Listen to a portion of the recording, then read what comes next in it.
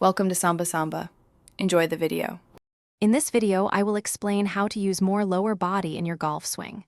Let's start with your setup.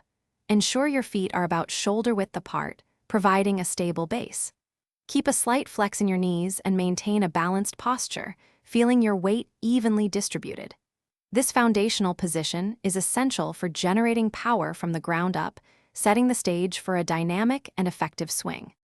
During the backswing, focus on rotating your hips and shoulders in unison, creating a coil.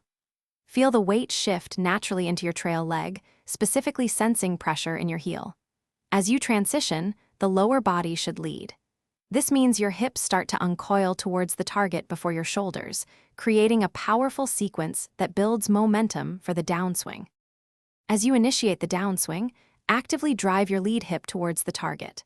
This powerful lateral and rotational movement is key to generating clubhead speed.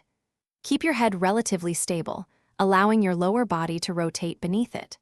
Through impact, feel your core and legs working together to deliver maximum power, ensuring a solid strike and efficient energy transfer to the ball.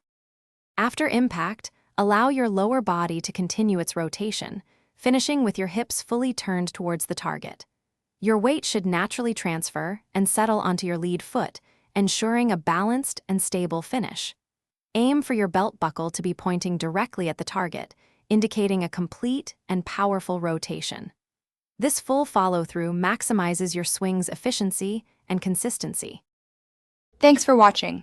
Consider subscribing if we helped you.